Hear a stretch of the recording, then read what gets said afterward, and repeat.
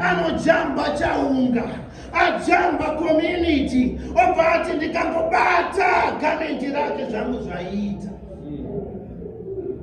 Maitagarira nyaya dzenyu imi mazura vatagarira.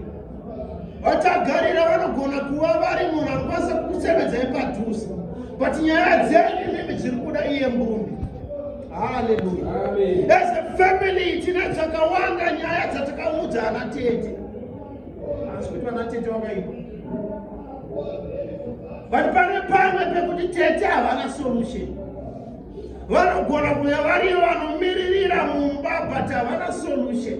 Mukadzi uyu zvinotaura kunzi anga ane 12 years achitsvaga maphysicians, achitsvaga n'anga, sikutaura mubhaibheri but zviriko, achitsvaga n'anga, achitsvaga vematombo, but nyaya dzake hadzina kugadzira. Maimo, nyaya dzenyu imimi mukudzudza vanhu vasirivo. But ndinofarira mukadzi uyu anoti, if I may touch the hem of his garment, ndikangobatana naJesu zvangu zvaringana. Vadikani pane mabhizinesi atakasendenga. Why? Because takamaudza vanhu vasina kutikwanisa kutipa capital. Hallelujah. But tikangobatana naJesu ndozviudzaniko zvanetsa mwoyo wangu. So mukadzi uyu nyaya yake akati nanzi kungoudza ine as much as ndichibuda ropa. Bhaibheri atiudzi onzi ropa rakambomira here achienda kunobata Jesu. Because kana munhu aibuda ropa for 12 years. Ndaibozvibvunza neanalysis yangu. Munhu izvino izvi paaccident akanzi abuda ropa rakanyanya izuva 1. But mukadzi uyu akunzi aibuda ropa for 12 years. Ndambozvibvunza the magnitude yekuti ropa racho raibuda zvakanyanya sei. Ngokuti chazozvibvunza taamumusoro kana tasangana kuti pawenzi mukadzi waibuda ropa for 12 years anga neropa rakawanda sei.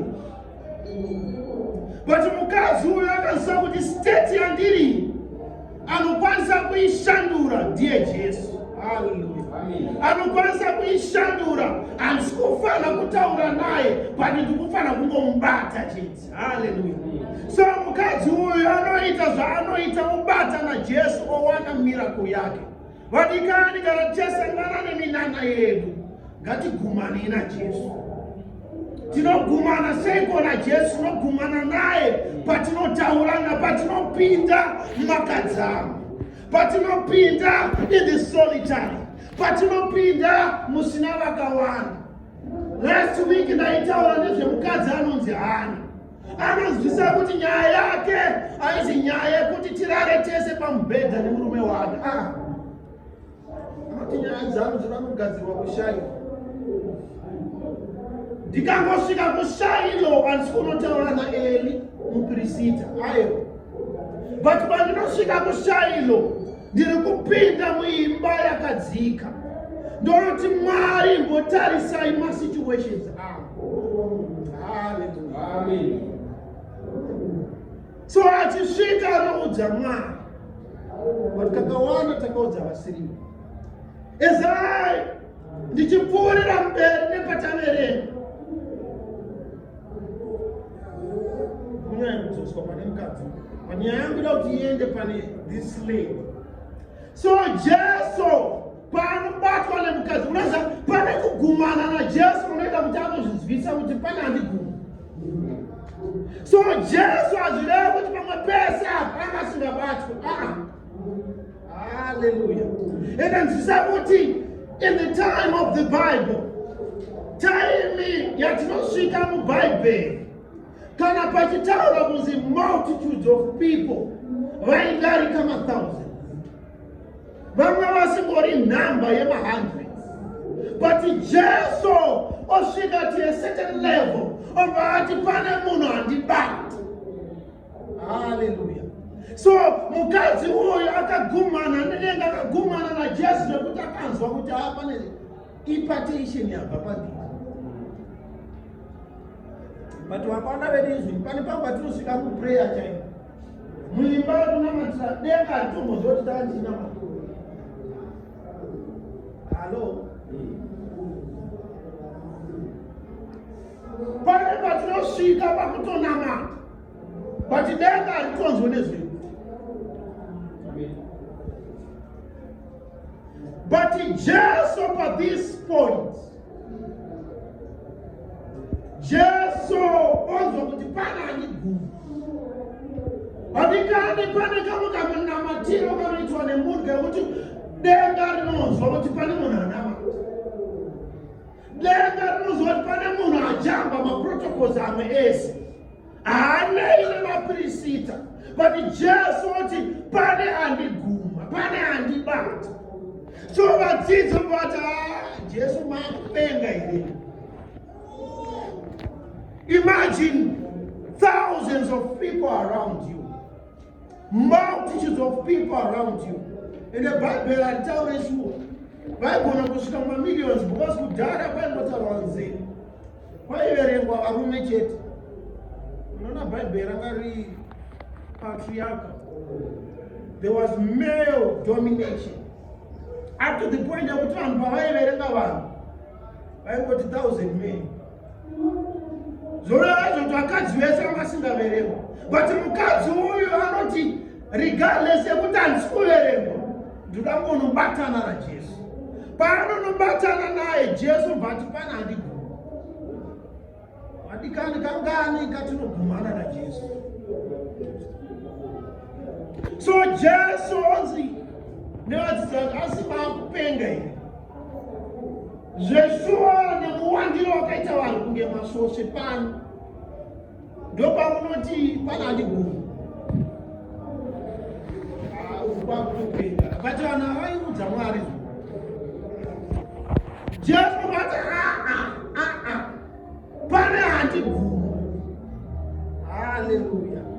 Vadikanda kuti kuwadzana isvike palevel yekuti tinamate tigumane najesu kuti denga rinozwa kuti kuwadzana iri kunamata. Apa handisi kutaura nyaya yemahours nzwisa munhu. Hazvireva kuti vanamata 8 hours vanamata. Ende hazvireva kuti munhu asina kuita all night akaenda kugomana kunamata. Hazvireva futi kuti iwewe wanamata 20 minutes wanamata. But level ndeyekuti denga ugumane nawo. Ugumane nedenga najesu kuti anozwa kuti saka jesu parespondi yake bvati Peter naJakobo nemunin'ina wake pane munhu andiguma pano. So jesu samwari aikwanisa kuti iwe munhu andiguma, but akada kuti munhu auye ega akati pane munhu andiguma.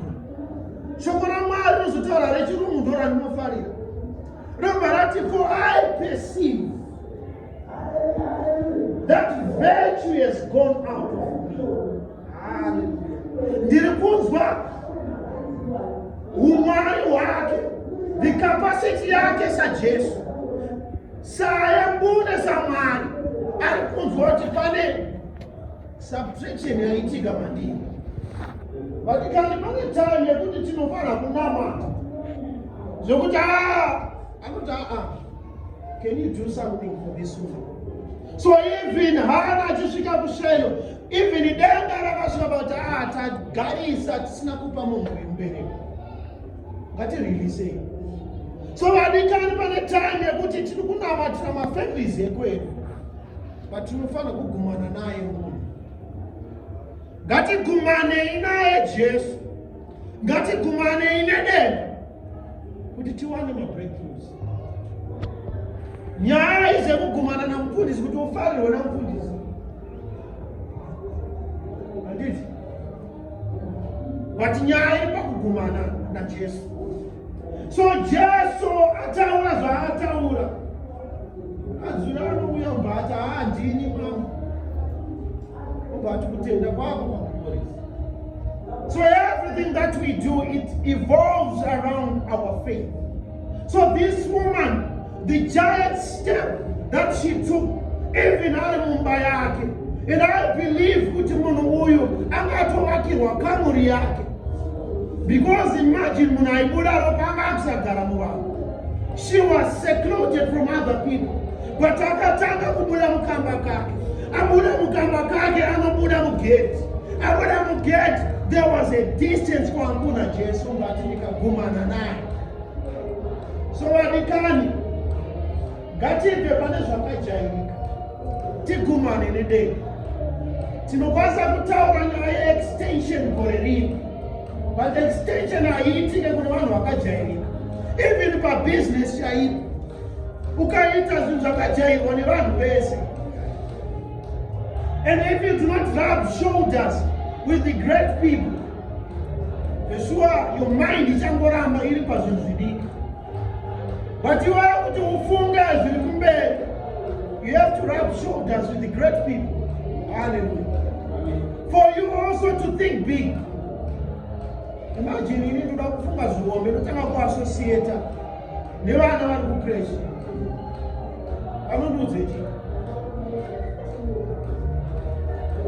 The level and where we want to go, it is totally different. So but which one of you by worry? Does not also to Philippians could instead of worrying, please bring your supplications unto the Lord. Hallelujah. Instead of worrying, why not shape your worries into supplications unto the Lord? Hallelujah. In my mind, let it shape my supplications that I bring before God. Hallelujah. So we are called to bring everything before God. Hallelujah. Aisi nyaya kuudza next door yangu. Aisi nyaya kuudza anogondipa mari. But inyaya kuudza Mwari wacho. Hallelujah. Amen.